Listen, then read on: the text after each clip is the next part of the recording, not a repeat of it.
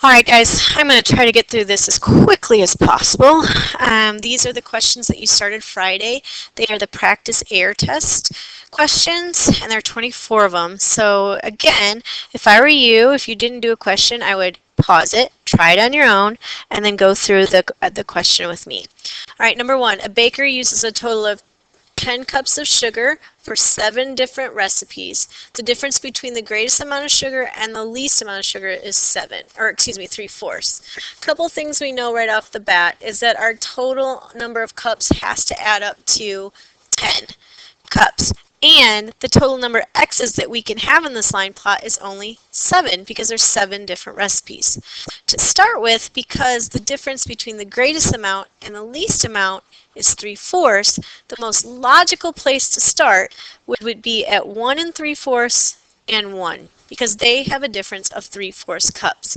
The only other possible option for you would be 2 and 1/4, and if 1/4, 1 3/4 and 1 doesn't work, we can try that. All right, we're going to start with the 1 3/4. If I have 1 3/4 cups, I'm going to change that to an improper fraction, and that gives me 7/4 cups.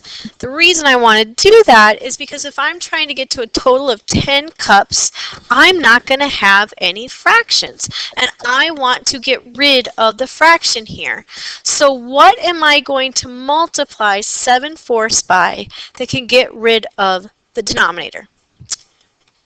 4, because then the 4's would cancel, and that would give you a total of 7. What does that 4 mean on the line plot?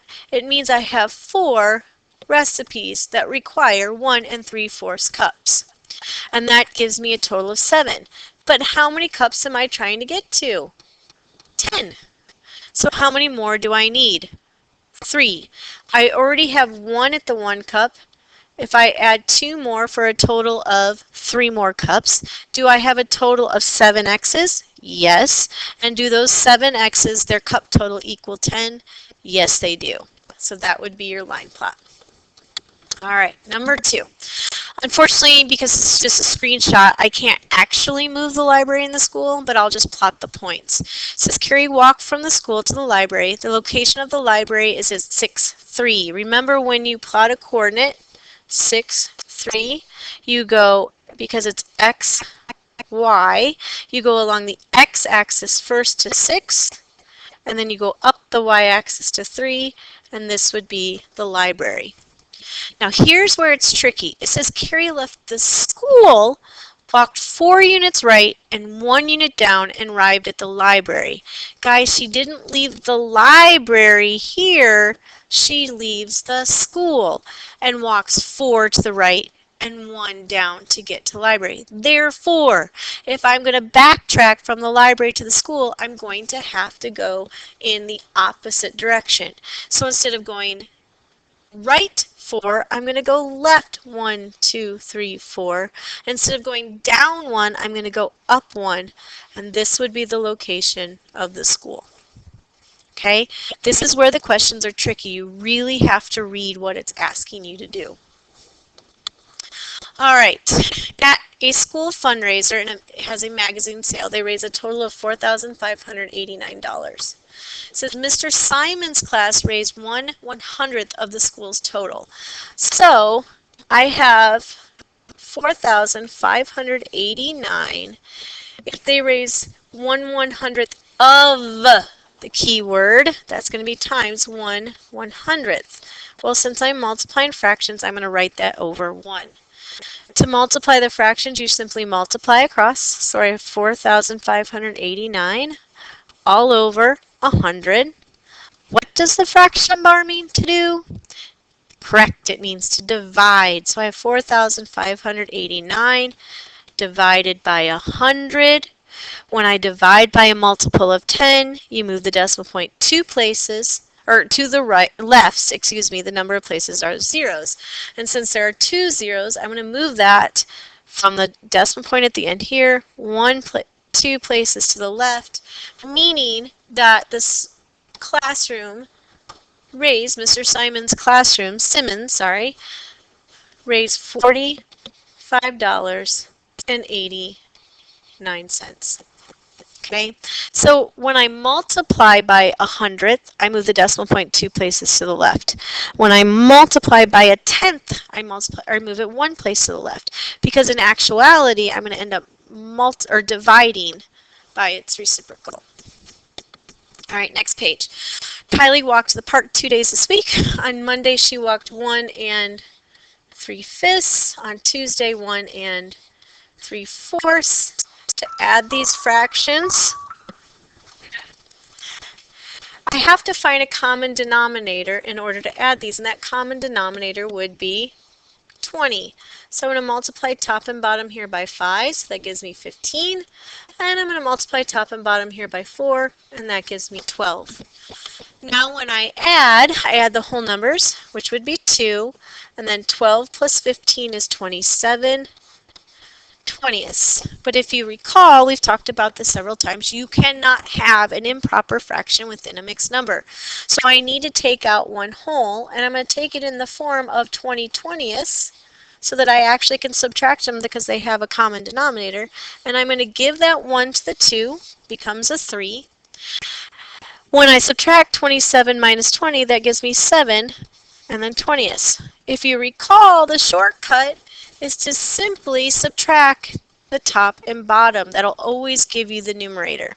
And then you give the one whole to the whole number. So the answer here is 3 7 20ths. All right. For this next problem, I have an area model. The area is the total space within a figure. Therefore, in order to find out the total space, I would add all the components, all the smaller pieces together. And when I add these together, 12, 14, 15, oops, what did I do wrong here? 9, that's 11, right, carry the 1, and that's a 4. So that gives you 4,559. That's the total area in all of this space here. The length of this side is 40 plus 7, which is 47, and the length of this side is 90 plus 7, which is 97.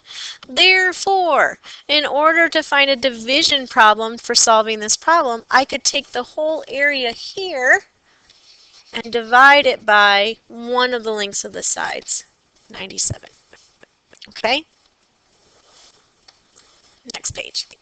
This one would be helpful if you enlarged it. So Zoe's reading books for a reading contest at our school. She reads, and this is a key word here, the same number of pages each hour. She stops 2 times to record how many pages she has read. Her data is shown on the graph. All right, I'm going to make this larger, my graph here, and I'm actually going to draw a line through it. Okay, connecting the dots. So now,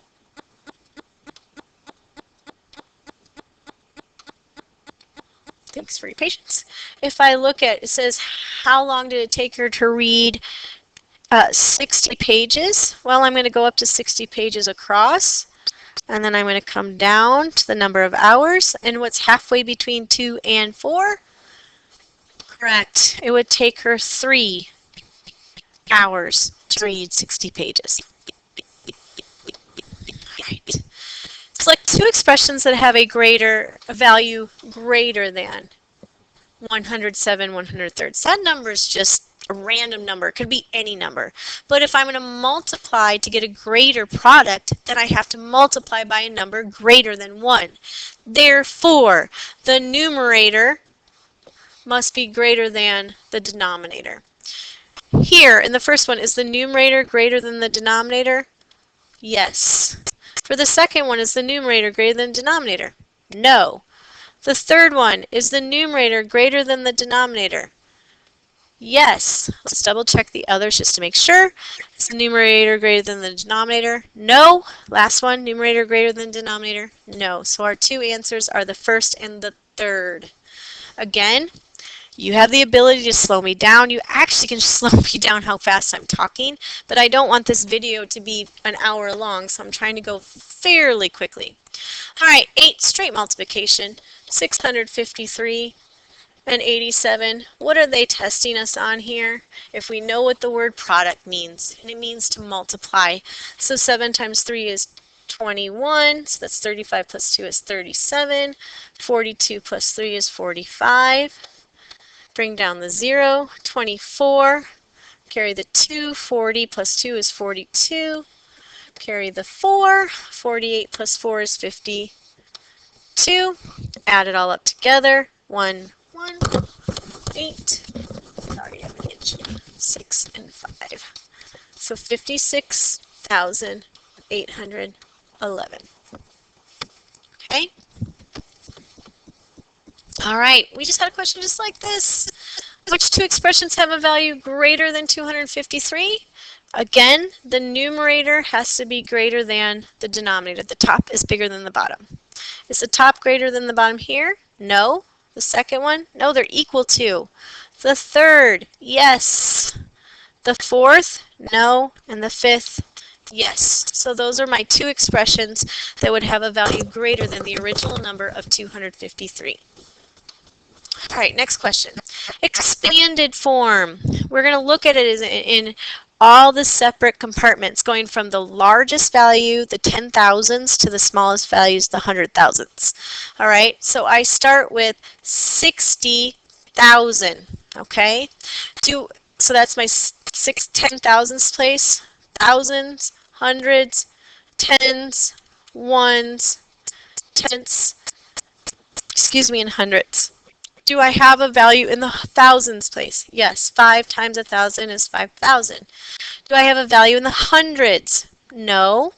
The tens? No. The ones? Yes, 7. The tenths? No, there's nothing times a tenth, so that would be a 0. And in the hundreds, you would have a 3. So that would be your final answer, 65,007 and 3,000, or 100, sorry. All right, this one's a little bit tricky. It says, what fraction of, the picture shows 3/8 of Pooja's penny collection. The 3/8 would be 9 pennies. This is equal to 9. All right, so 3/8 of her total collection is 9. Now, if I set this up, if I have 3 out of 8, this is 3 out of 8 of her collection, and that equals 9, well then, what did I do to that to get that answer? I multiplied by 3. So what am I going to do with 8? I'm going to multiply that by 3, and that gives me 24. That means this is my total. If this would be 3, if 8 was my total, but it's equal to 9, then my total number of pennies is 24. So for part A, if she has 6 out of 24, what fraction of pennies would she have? Reduce that, and that would be 1/4. For part B, if she has 21 pennies out of 24, well, then we reduce that, divide both top and bottom by 3, and that gives you 7/8. As always, slow me down if you need to, okay? But the key here is, what did I have to multiply 3 by to get 9? Because 9 is the part of the whole, so then what did I have to, I had to multiply the same number by 8, and that gave me 24, which is my whole. All right, write an expression with a missing operation symbol so that you would have an expression with the smallest value. Okay, if I want the smallest value, you can just do them in your head. Or if I'm using division here and I want to get the smallest value, I want to divide by the biggest value. Which operation here between 6 and 3 would give me the largest value? Multiplication. Okay, it gives me 18, and 18 divided by 18 would be 1. If I added, that would be 6 plus 9, and that would give me 2. If I subtracted, that's even smaller, because 6 minus 3 is 3, and 18 divided by 3 is 6. And if I divided, that would again give me a bigger answer. So 6 divided by 3 is 2, and 18 divided by 2 is 9. So your answer would be multiplication. All right, the volume of a rectangular prism, let me draw it,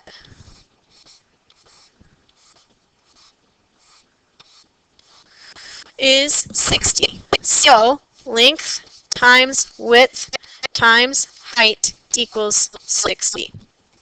It tells me that the height is 5. Therefore, length times width must equal 60 divided by 5, 12. They want to know what the area of this base is here. Well, the area of the base must be 12. What are my factors that could equal 12? 12 times 1, 2 times 6, 3 times 4. Therefore, you could draw a rectangle. Sorry, that shouldn't be here. Of any of these combinations. 1, 2, 3, 4, 5, 6. You could also draw it vertically. 4, 5, 6. And you could do a 12 by 1 as well. So there are several different answers you could have drawn, but the key is that the area of the base is 12, and therefore you have to come up with the length and the width that would multiply to get 12.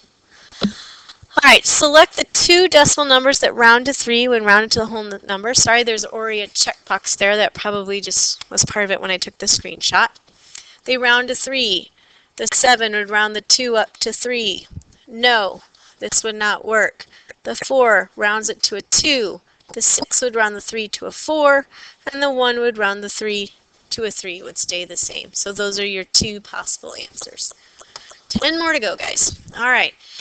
What is the possible side length of a unit square that could be used to tile the rectangles? In other words, if I was able to tile this across, and I'm not going to be able to do the whole thing, so that those little squares would be able to fit without any spaces up and down, what would the squares be in fractions of? Well, how do you figure that out?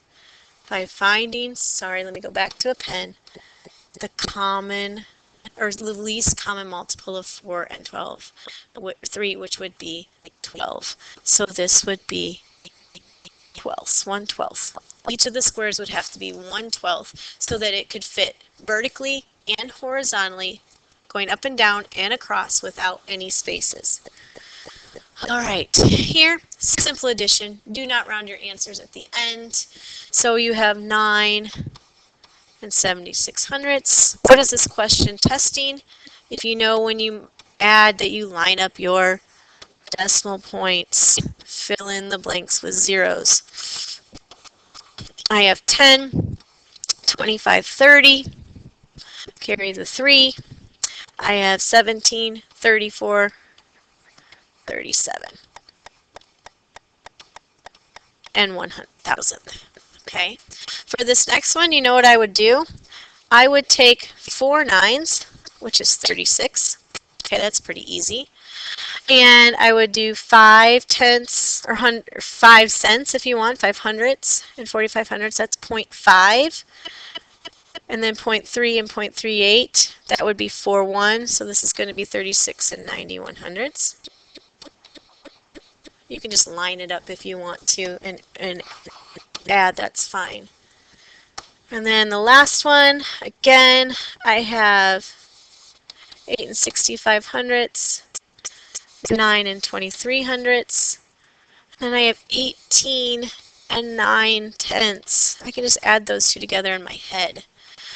So it gives me 8, 10, 18, 10, 26, and 36/88.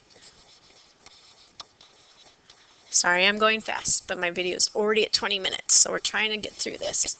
All right, 17. What is the value of the expression? So I have 1 and 7/8 minus isn't this an improper fraction? So can't I change that to 1 and 2/4? I find that actually a lot easier to do because then I won't actually end up having to borrow. So I'm going to find a common denominator of 8, multiply top and bottom by 2. And this stays 7/8. 1 minus 1 is 0. 7 minus 4 is 3/8, which is your final answer. Okay. If you didn't think to do it that way, and I had 1 and 7/8 minus 6/4, I'd still have to find a common denominator of 8. Multiply by 2, so that would be 12. I have 1 and 7/8. I can't subtract the 12 from the 7, so I'm going to have to borrow from the 1, and this would become a 15. And when I subtract, guess what I get? The same answer. All right. When you multiply by a power of 10, you move the decimal point to the right, the number of places as the value of the exponent. So we're going to move it 1, 2. We have 2 more to go because we have 4 total to move it, so that would be 2 zeros. All right, what is the volume of the cube in cubic inches? If this is 1 cubic inch, well, I have 5 across by 3 by 4. That gives me 5 times 4 is 20 times 3 is 60 cubic units. This one is kind of a tough question because there's so many parts to it. All right, Val has 6 yards of fabric. She uses 1/3 of it. So she uses 1/3 of the 6 of it to make a shirt. Then she uses 3/8 of the fabric that is left to make a shirt. And then the question here is, how much does she have left after that? So there's quite a few steps here. So first, if we take 1/3 times 6, that's going to give me 2. Yeah, so 6 divided by 3 is 2. That means she used 2 yards to make the shirt. But the question says, then she uses 3/8 of what is left. If she used 2, how much is left? 4.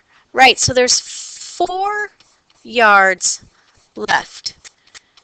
Now she uses 3/8 of what is left, which is 4, to make a shirt for her sister. We can cross cancel here, and that gives you, she used 1.5. Okay, the question now is, how much is left? Okay, so she used 1.5 yards to make her sister's. She used 2 yards to make hers. How many total yards did she use? 3.5 yards.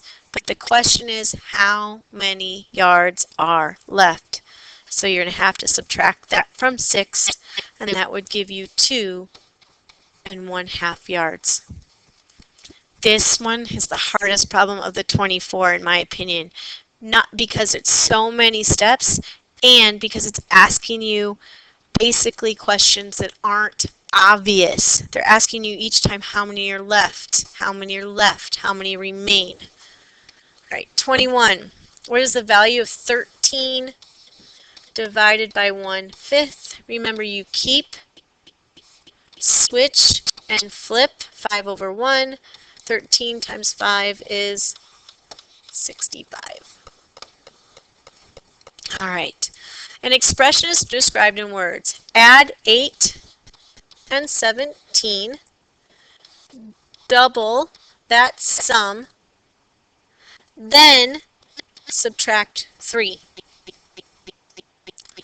So create the expression using, does it ask you to solve it? No, it asks you to create this expression. So you would type in the parenthesis, 8 plus 17 times 2 minus 3. How many of you, when you did this, solved it? Careful, that's not what it asked you to do. It just asked you to write the expression. 23. All right, let me scoot this over. It says the price of 4 items at a grocery store is shown. Move them into the boxes from least expensive to most expensive. So the least expensive at 99 cents is a can of tuna. The second at $1.79 is a gallon of milk. Gallons of milk are not that cheap. The next would be a bottle of juice. Third, and finally, the box of cereal would be last. Okay, so we have tuna, milk, juice, and cereal. Last one. An expression is given 56 times 10 to the second. Select a word or phrase for each blank to explain how the digits would be moved to find the value. Now this is careful. It didn't ask you how the decimal point would be moved. It asked how the digits would be moved. So if I have 56 times 10 to the second, that's going to give me 5,600, right? Add 2 zeros. Well, if we go by place values, 1, 2, 3, 4 place values, 1, 2, 3, 4 place values, how did the digits move? They moved to the left.